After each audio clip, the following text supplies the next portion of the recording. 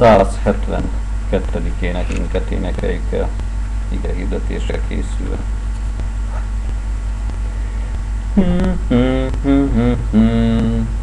Szűköködünk nagy mértékben segedelem nélkül, reménykedünk örök Isten, te légy segítségül,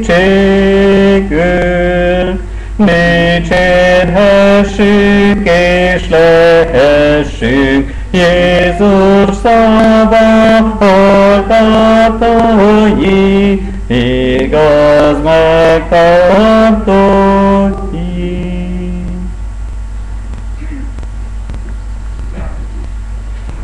A mi Urunk ma reggel a Pál apostolnak a Galáciabeliekhez írt levele 5. fejezetének 25. verse által szól hozzánk. Pál apostolnak a Galáciabeliekhez írt levele 5. fejezetének 25. verse által szól hozzánk ma reggel a mi Urunk. Ha a lélek szerint élünk, lélek szerint is járjunk. Ha a lélek szerint élünk, lélek szerint is járjunk. Hát a katolikus egyházba és a katolikus egyház megreformálása után a protestáns gyülekezetekben is pünkösdöt ünnepelnek ma, és ilyenkor szokták megemlíteni azt is, hogy ugye Szentlélek eljött csodálatosan pünköskor, megnyilvánult hatalma, dicsősége Istennek Szentlélek elküldésében, és nyilván többnyire úgy is említik, mint ami az egész egyháznak egy különleges eseménye, egyház születésnapjaként is szokták említeni. Már volt szó korábban ige hirdetésekben, hogy miért nem tekinthető egyház születésnapjaként, és többnyire így közösségi ünnepként. De nyilván a Szentlélek Isten eljövetelének és ilyen csodálatos megnyilvánulásának elsősorban személyes jellege kell legyen. Az apostolok életében is személyesen nyilvánult meg, és különlegesen, majd aztán utána azok életében is akkor megtértek, pünköskor, az a 3000, majd később az 5000 megtérésekor, és végül is az egész apostolok cselekedetéről írott könyvet lehetne nevezni Szentlélek cselekedetéről írott könyvnek, mert hát azt látjuk, ahogyan Szentlélek Isten csodálatosan munkálkodik bűnös emberekben, hívőkké lesznek, és hogyan járnak, növekednek a kegyelemben azok az emberek. Nos,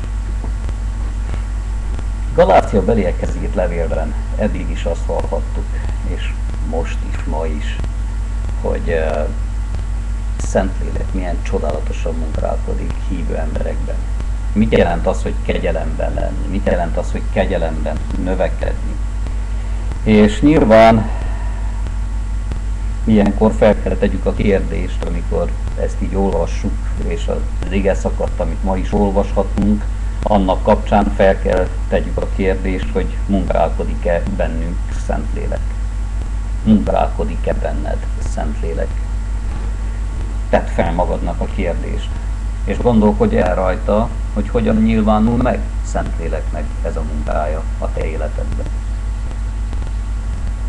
A Heidelbergi KT kapcsán itt olvashatjuk, mit hiszel Szentlélektől?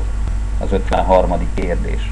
És a válasz az, hiszem először, hogy ő egyenlő örök Isten az Atyával és a Fiúval. És nyilvánvaló, hogy Szentlélek egyenlő örök Isten az Atyával és a Fiúval. Cselekedeteiből, tulajdonságaiból nyilvánvaló. Most a Szentírás is ahogyan szól erről. Tehát ugyanúgy imádandó, ugyanúgy dicsőítendő. Másik részre azonban az is nyilvánvaló, amiről szó volt a tavaly pünköskor, meg az idén a konferencián, a tavaszi konferenciánkon, Szentlélek munkája kapcsán, hogy Szentlélek dicsőíti az Atyát és a Fiút. és azokban a gyülekezetekben van valóban Szentlélek jelen, és ott munkálkodik Szentlélek, ahol az Atya és a Fiú dicsőítve van. Ott, ahol Szentlélek van, elsősorban dicsőítve, és segítségül hívva, és Szentléleknek parancsolgatnak, ott nyilvánvalóan az nem Szentlélektől van. Na most erre nem azt mondom, hogy ott nem lehetnek hívők, mert nincsen tökéletesen hitehagyott egyház ezen a világon. Még ott is lehetnek hívők. Nem ezt jelent, nem ezt mondtam, hanem amit itt elmondtam, az az, amit a Szentírás is tanít. Hogy Szentlélek vezet arra, hogy megismerjük az Atyát és a Fiút. Hogy betöltekezzünk vele, hogy dicsőítsük őt, és magasztaljuk.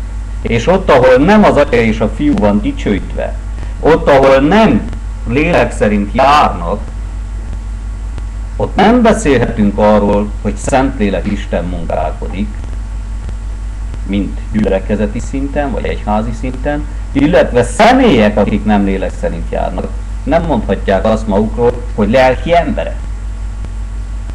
Honnan tudjuk ezt? Éppen ebből az szakaszból, amit itt ír a Szentírásban, a Galáciabeliekhez írott levélben. Mondom pedig, lélek szerint járjatok, és a testnek kívánságát véghez ne vigyétek. 16. vers. 25. vers. Ha lélek szerint élünk, lélek szerint is járjunk. Ha te vallod, hogy Szentlélek munkálkodik benned, akkor járjál lélek szerint. Ha te azt mondod, hogy Szentlélek által élsz, akkor te járjál lélek szerint. Azt tanítja Isten itt a Galáciabeliekhez írott levélben. De hát akkor tudjuk Isten dicsőíteni és magasztalni, ha a Szentlélek munkájának engedünk, ha a Szentlélek munkálkodik bennünk, és nyilván, ha lélek szerint járunk. Nem csak arról beszélünk, hogy lélek szerint akarunk élni, hanem lélek szerint járunk. És ilyen értelemben meg kell látnunk, hogy akkor, amikor Isten elküldte Szent Lelket, akkor, amikor, mert ugye alapvetően Szentlélek a világ teremtéstől fogva jelen van, de akkor, amikor pünköskor Szentlélek Isten eljövetele, hogy csodálatos kellett legyen, akkor világos kellett legyen mindenki számára, hogy Krisztus elküldte Szent Lelket, hogy bár Krisztus elment, de itt van Szentlélek, aki erősítsen, aki tanítson, aki bátorítson, aki vigasztaljon. Azt a munkát, amit Krisztus elvégzett itt a földön, Krisztus mennybe menetelével Szentlélek végzi el itt a földön. És maga Krisztus küldte el Szent Lelket, hogy ezt a munkát véghez vigye. Ez azért fontos meglátni, mert gyakran beszélnek emberek arról, hogy valóban kicsoda van Szentlélekben. Kicsodában munkálkodik Szentlélek. Tudjuk, van nyilván a karizmatikus gyülekezeteknek a jellegzetes tanítása, hogy aki nyelveken szól, vagy gyógyítás, vagy más ajándékot kapott, abban van benne Szentlélek. De azt olvassuk a Szentírásban, hogy bizony történtek események, például pünköskor megkeresztelkedett 3000 ember, de abból a 3000 emberből senki nem szólt nyelveken. Legalábbis tudomásunk szerint. Hanem ami kísérte az ő megkeresztelkedésüket, mert hát ugye nem voltak ők gyerekkorban megkeresztelve, ezért kellett felnőtt korban, ami kísérte, az őszinte bűnbánat. Nem a nyelveken szólás. Az apostolok szóltak nyelveken, mert mindenki értette, mit prédikált, de a többiek nem. Az 5000 sem a későbbiekben nem szólt nyelveken. Sőt, a lelki ébredéseket sem kísérte nyelveken szólás. Sőt, amikor Szentlélek leszállt Krisztusra galambformájában, Krisztus nem kezdett el nyelveken szólni.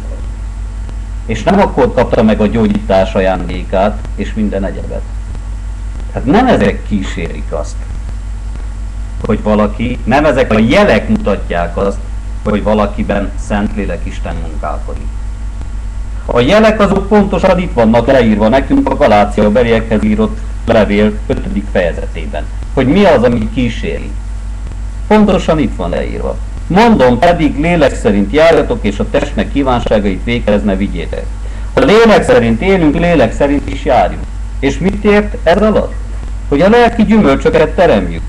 A léleknek gyümölcse szeretet, öröm, békesség, béketűrés, szívesség, jóság, hűség, szelídség, mértékletesség. Erről beszél. Ilyen az az ember, akiben Szentlélek Isten munkálkodik. És ilyen kell legyen az az ember, akiben Szentlélek Isten munkálkodik. Ez teljesen más, mint az, amiről sokan gondolják ma, hogy Szentlélek munkájának lenne a jele. Ez teljesen más, annál is, mint amiről beszélnek ma sokan, ugye amikor azt mondják, hogy Szentlélek kitöltetett, az egyház születésnapja, mi, mint keresztény egyházak, Szentlélekkel vagyunk telve. Ez nem igaz, ez hazugság. Szentlélek csak ott van jelen. Nyilván Szentlélek ott van jelen, ahol akar, nyilván Isten oda küldi lelket, ahova akarja, de a jelek alapján, hogy hol van Szentlélek, az a gyümölcsök, ahol vannak, ahol a lélek gyümölcsei vannak. Ott van Szentlélek jelen. És ha hiányoznak a lelki gyümölcsök, ott nincs jelen Szentlélek. Nyilván most nem arról beszélünk, hogy tökéletesen mindegyik gyümölcs így jelen kell legyen, és ez nagyon erőteljesen megnyilvánulva. Nem arról van itt szó. És nem arról van itt szó, hogyha nem tudjuk a lélek gyümölcseit teremni, vagy sok minden nincsen jelen életünkben, akkor kétségbe kell esnünk. Nem erről van itt szó. Miről van itt szó? Most gondolkodjunk el, miért íródott ez a levél?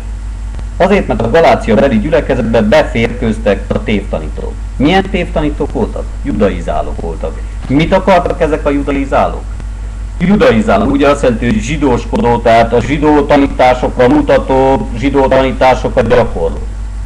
Mit akartak? Azt akarták, hogy azok az emberek, akik újonnan születtek, akik Krisztuséi, akik kegyelemben vannak, bizonyos dolgokat cselekedjenek meg. Olyanok legyenek, mint a zsidók. És milyen zsidók kellett legyenek?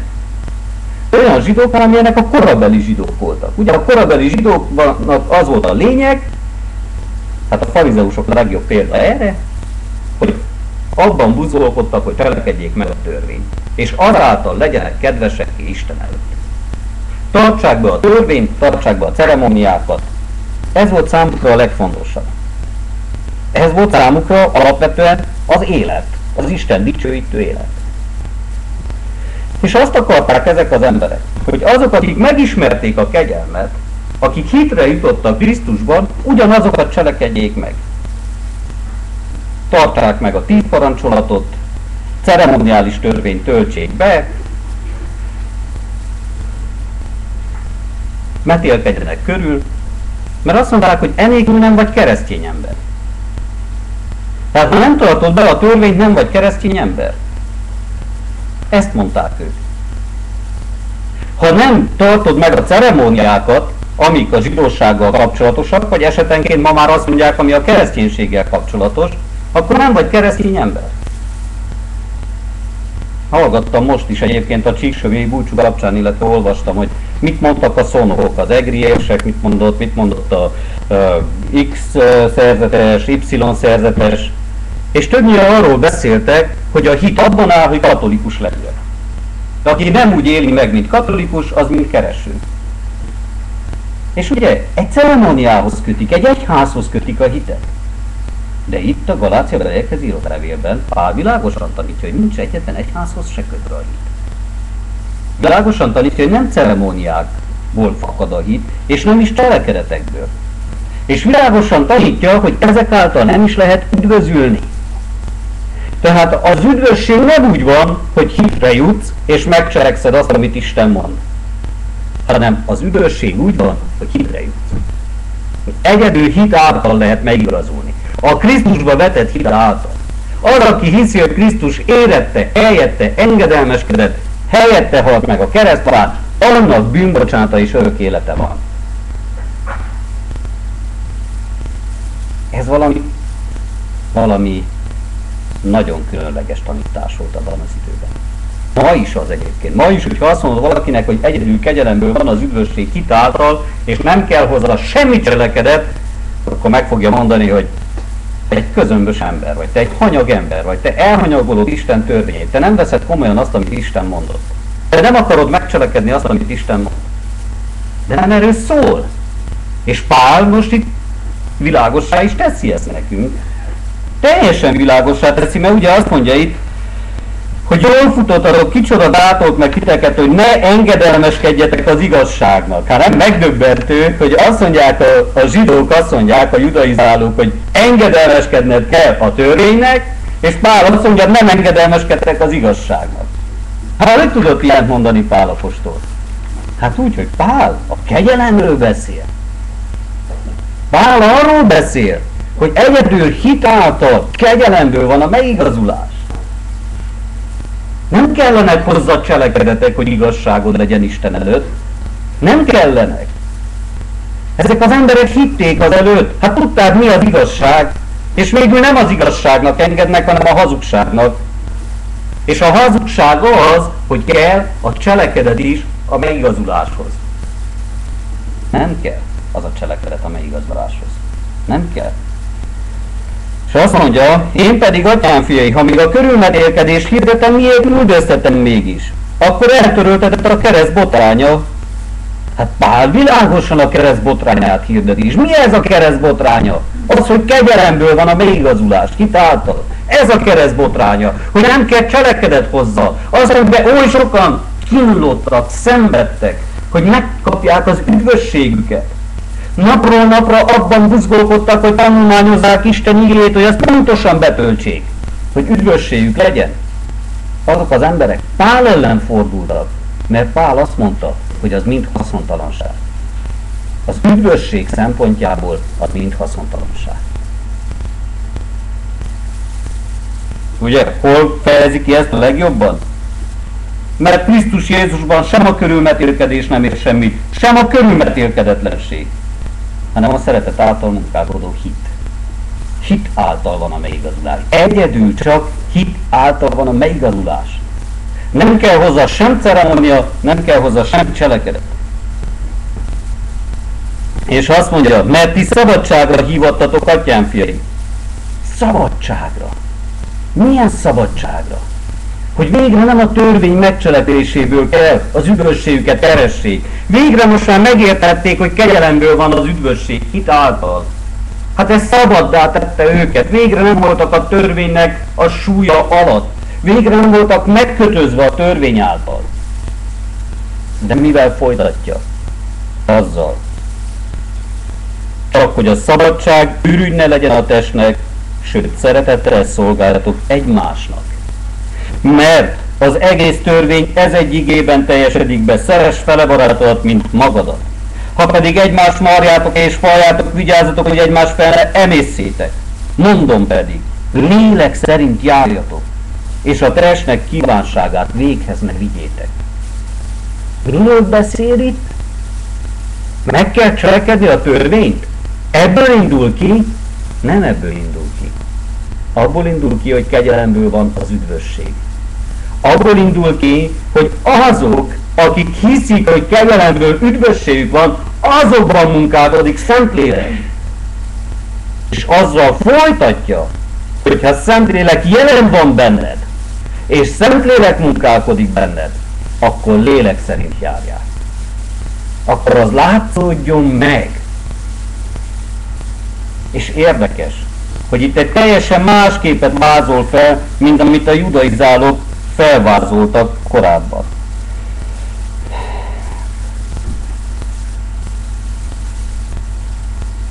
És azért mondja mindezt el, mert Pál nagyon jól tudja, hogy igenis, az a szabadság, az sajnos azt is jelentheti, hogy valaki tévútra térjen. Megkísértetik nagyon könnyen. Hát ha csak egyedül kegyelemből van az üdvösség, akkor én már nem kell cselekedjek semmit. Ez nem igaz. Kegyelemből van az üdvösség. Szentlélek munkája. De ez azzal is jár, hogy lélek szerint járni. Nem test szerint, hanem lélek szerint. És itt világossá teszi, hogy az emberben továbbra is ott van a bűn. Hogy léteznek testi cselekedetek.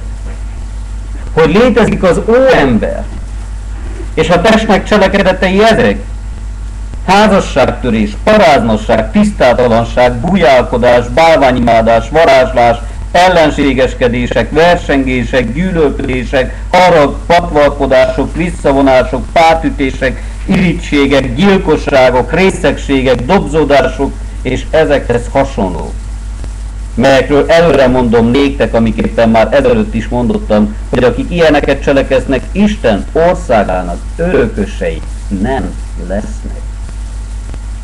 Világos kell legyen előttünk. És látjuk, hogyan Pál válaszol a judaizálóknak a vágyjára.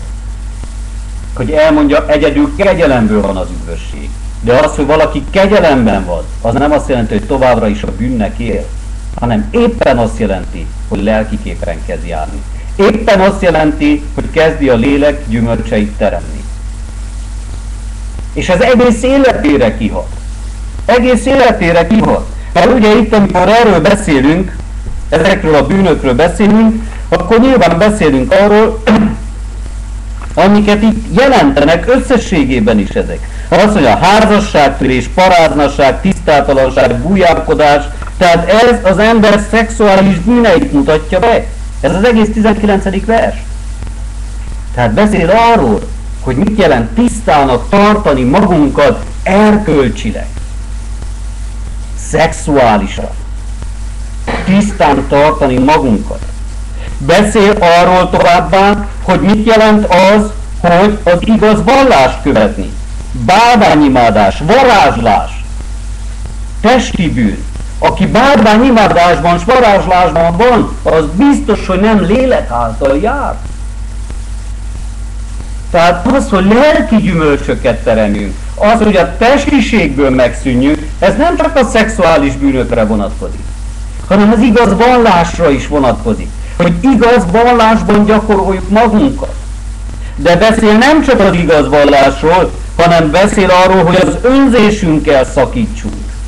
Ugyan, mert mikor azt mondja, hogy testi gyümölcsök között ott van az ellenségeskedés, versengés, gyűlölködés, harag, patvalkodás, visszavonás, pártütés, irítség, gyilkosság.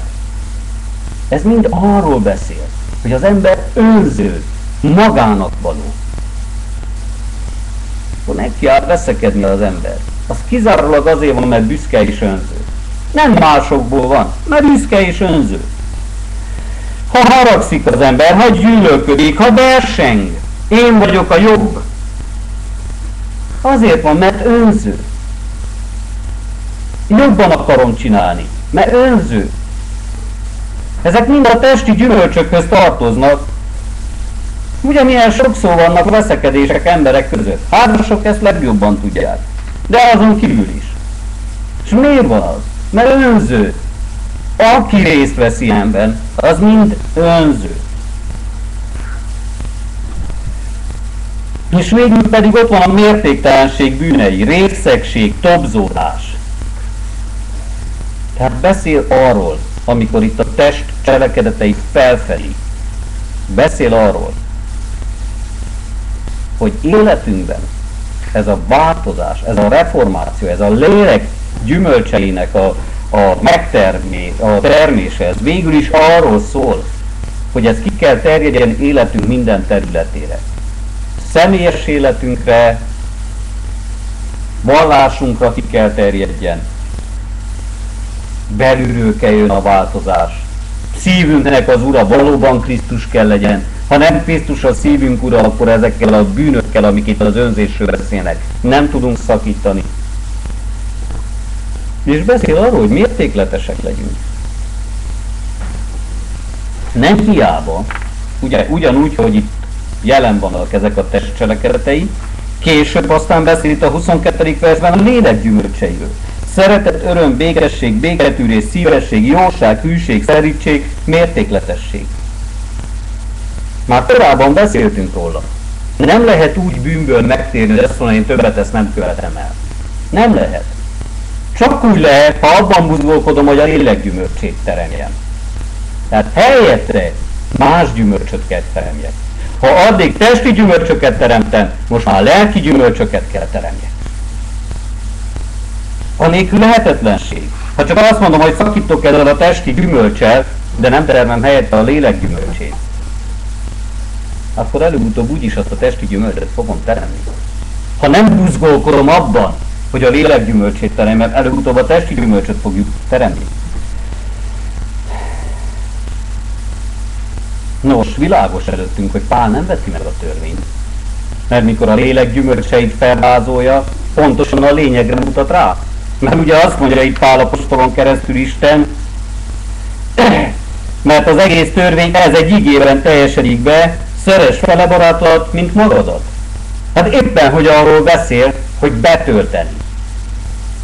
Csak hogy Pál világossá teszi, hogy az a törvény betöltése nem emberi erőfeszítéseken múlik, és nem is azon kell múljon, hanem az csak is a Szentlélek által lehetséges, és az a lélek cselekedete, a lélek gyümölcse.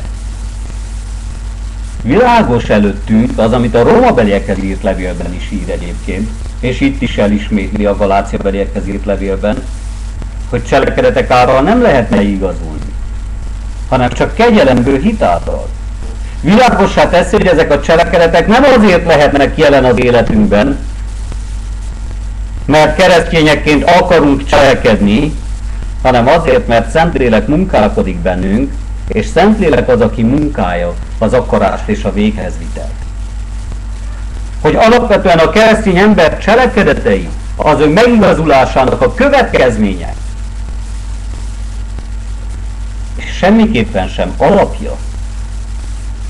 Semmiképpen sem alapja.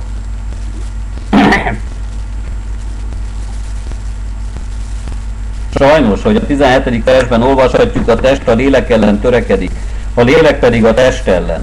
És emiatt igenis sokszor lelki embereknek lehet testi cselekedet. Ugyanakkor azonban azt olvassuk itt, hogy ezek pedig egymással ellenkeznek, hogy ne azokat cselekedjétek, amiket akartok. Ha azonban a lélektől vezéreltetek, nem vagytok a törvény alatt. És ezzel világossá teszi Pál, hogy aki egyszer Krisztusban van, lélek által, az a lélek által vezetve lesz. És bár ott lesznek a kísértések, és bár ott lesznek testi gyümölcsök is, de azok egyre inkább eltűnnek a hívő ember életéből. Egyre inkább lelki gyümölcsöket kezd teremni. Mert ugye mit mond itt az ige? Azt mondja ugye, hogy akik a test cselekedetei kapcsán, azt mondja, akik ilyeneket cselekeznek, Isten országának örökösei nem lesznek. Hát akkor van valaki ezen a földön, aki lehetne Isten országának örököse, akiben nincsen testi cselekedet? Van itt olyan ember a földön? Valamennyiünkben van sajnos testi cselekedet is. De miért beszél akkor itt a cselekedetekről? Miért mondja azt a cselekedetek kapcsán, hogy Isten országának örökösei nem lesznek? Mert Pál világosan tanítja azt, hogy Isten országának örököse csak kegyelemből lehetsz. Csak kegyelemből, hitáltal. Az a gond azokkal az emberekkel, akik testi gyümölcsöket teremnek,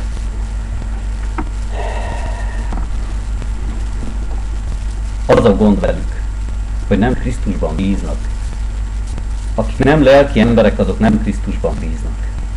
Azok nem Krisztusban vannak. És aki nem Krisztusban van, az nem lett Isten országának örököse. Örökösök nem cselekedetek által leszünk.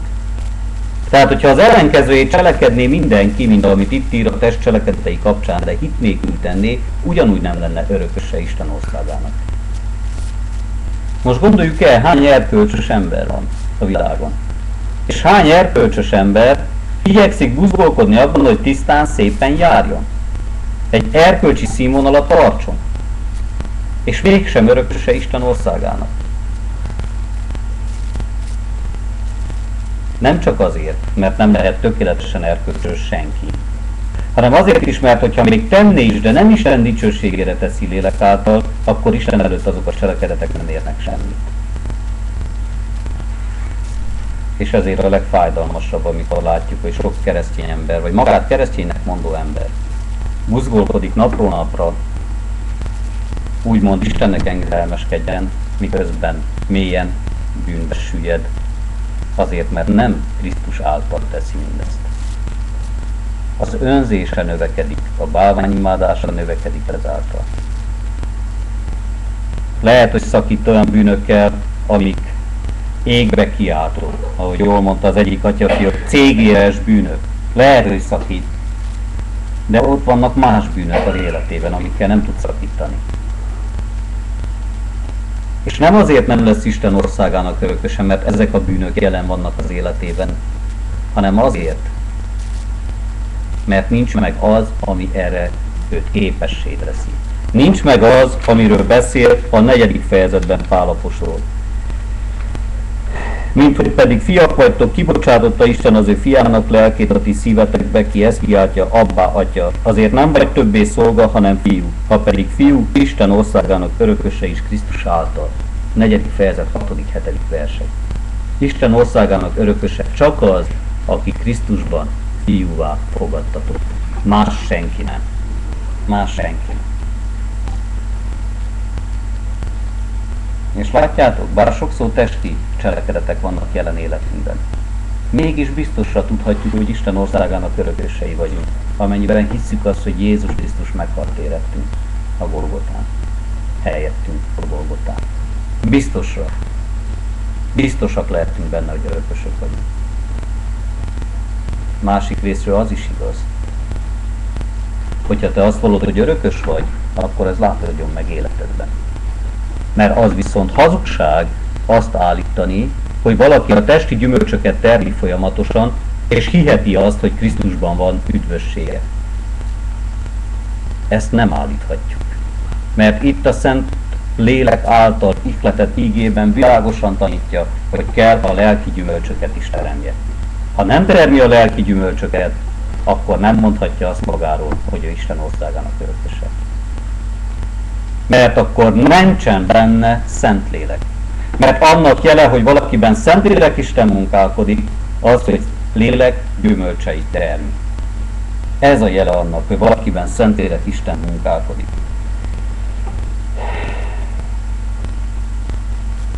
De nem a lelki cselekedetek jogosítanak fel a mennyre. Nem az, hogy lelki gyümölcsöket termünk. Az nem jogosít fel a mennyre. Krisztus áldozata jogosít fel a mennyre, és hogyha hitáltal megragadjuk azt, az az egy. A jutalomra nem a lelki gyümölcsök jogosítanak fel, mert nyilván Isten előtt kedves a lelki gyümölcs. De nem azok a lelki gyümölcsök jogosítanak fel, hanem egyedül Krisztus áldozata jogosít fel. Mert való igaz, hogy Isten előtt kedves a lelki gyümölcs, de csak akkor, ha az valóban Szentlélek által van. És Szentlélek által akkor van valóban, ha az Krisztus dicsőíti. És ha Krisztusban való hit által van. Nos, itt ez az ige válasz, ez az ige szakasz a Galácia beli judaizálóknak. Nem veszi könnyelműen senki, aki Krisztusban van, a törvényt. Hanem ha lélek által van, lélek szerint is akar járni. Ugyanakkor ez kérdéseket szegez felénk, hogy valóban lélekben járunk. Valóban hisszük, hogy lélekben vagyunk, hogy Szentlélek Isten lakózik bennünk.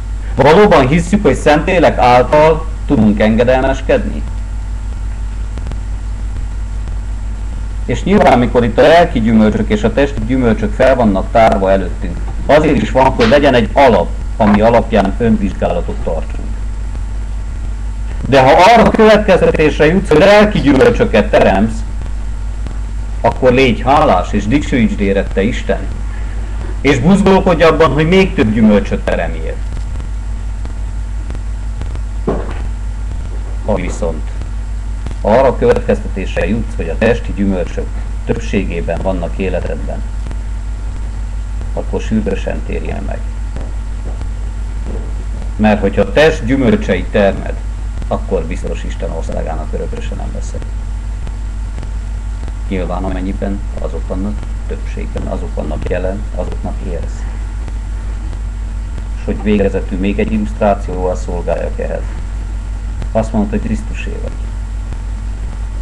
De itt, a testi gyümölcsök közül egyet is megengedsz az életedbe, és annak élsz. nagyon kicsi a valószínűsége, hogy Krisztusé vagy. Ha te megláthattad, hogy az bűn, de te mégis annak élsz, és azt mondod, jó, csak ez egy bűnöm van, végül is más nincsen, akkor nem vagy Krisztusé.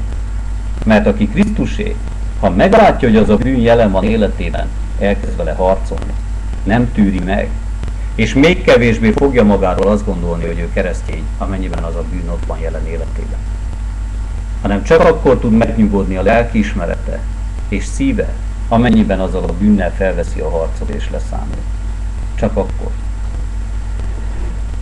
Nos, a lélek szerint élünk, lélek szerint is járjunk. Amen.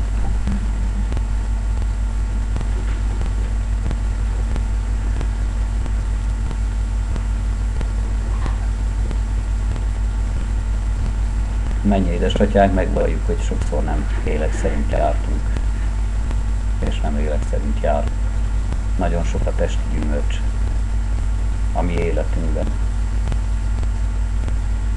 Urunk, tisztátalan, önző emberek vagyunk, akik megérdemeljük a Te ítéletedet.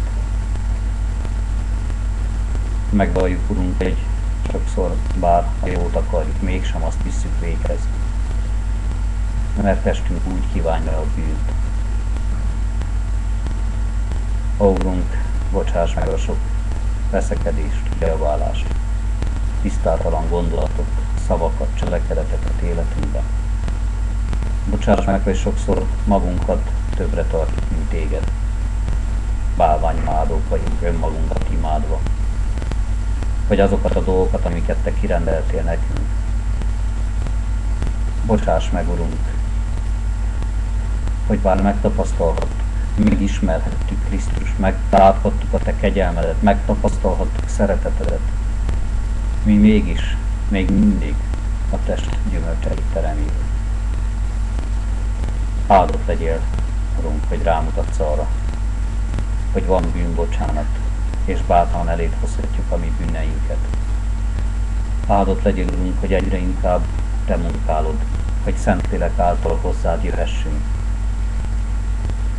Te adtad a hitet. Ó, kérünk, könyörülj, erősíts hitünket, bizodalmunkat. Add, hogy egyre inkább megláthassuk bűnöket életünkben, és egyre inkább harcoljunk azokkal, leszámoljunk azokkal. Könyörgünk, Urunk, Te adjál lelki gyümölcsöket. Te add, hogy lélek által járjunk, lélekben járjunk. Te add, kérünk, menj, édesatyánk, nyilvánvalóvá váljon sokak számára, hogy Szentlélek lakózik bennünk.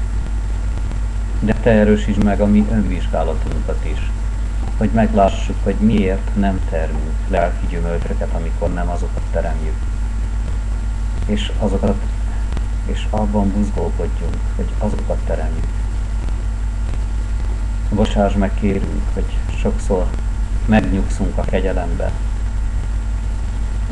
és úgy nyugszunk meg, hogy közben a testi gyümölcsöknek helyet adunk, mert tudjuk, hogy kegyelemben vagyunk. Ó, Urunk, áldott legyél, hogy csodálatosan kirendelted a kegyelmet, és kegyelmedből az üdvösséget. De könyörülj rajtunk, Urunk, hogy ne vessük meg ezt a kegyelmet, hanem azért mi hálásak legyünk, azért mi Téged dicsőítsünk, és gyümölcsöket teremjünk, a kegyelem gyümölcseit.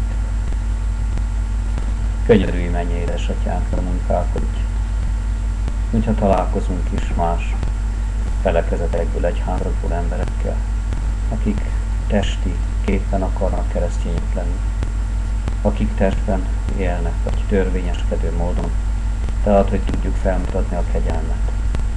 Te add, hogy tudjunk rámutatni csodálatos gyümölcsökre, amiket a kegyelem által lehet megteremni. És Te végezd el, kérünk, hogy ebben jó példával elől is tudjunk járni. Könyörgünk, menj, édesatyánk, áld meg a bűnnel való leszámolásunkat. Áld meg a testi gyümölcsöknek, a test cselekedeteinek a megöldöklését életünkben. És kérünk, Urunk, Te áld meg azt a sok gyümölcsöt, amit lélek által teremhetünk. Könyörülj, Urunk, hogy így legyen nyilvánvalóvá Szentlélek Isten munkája. személyesen életünkben. És egyházunkban, gyülekezetünkben, egyházunkban is nyilvánvalóvá legyen, hogy a te szent neved dicsőjön meg általunk.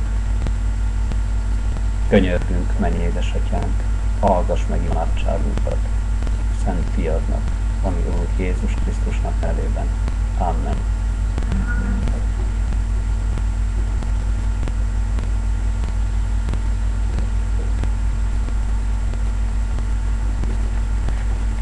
A 458. éneket énekeljük el áldásra készülve.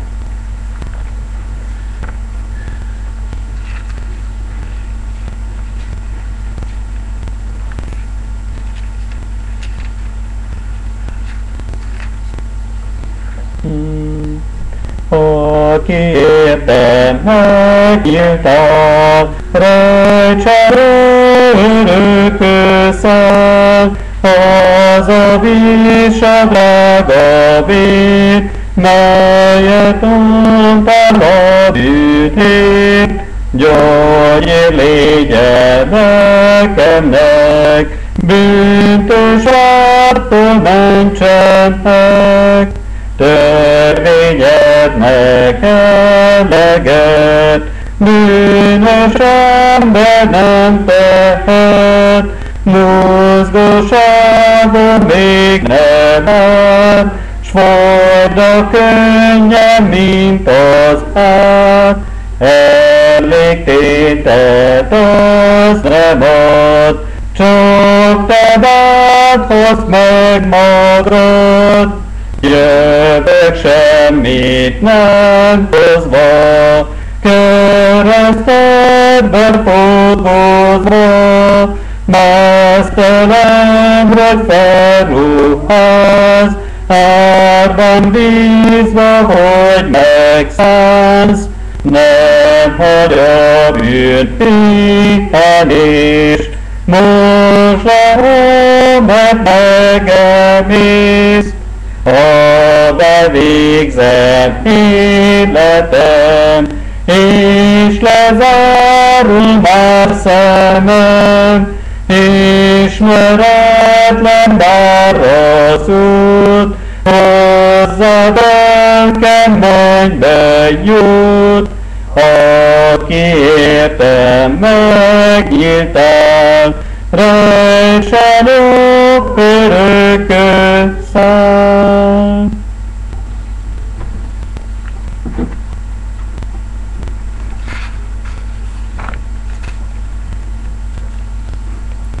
Áldjon meg tégedet az Úr, és őrizzen meg tégedet. Világosítsa meg az Úr az ő orcát te rajtad, és könyörüljön te rajtad. Fordítja az Úr az ő orcát te reád, és adjon békességet néked. Amen.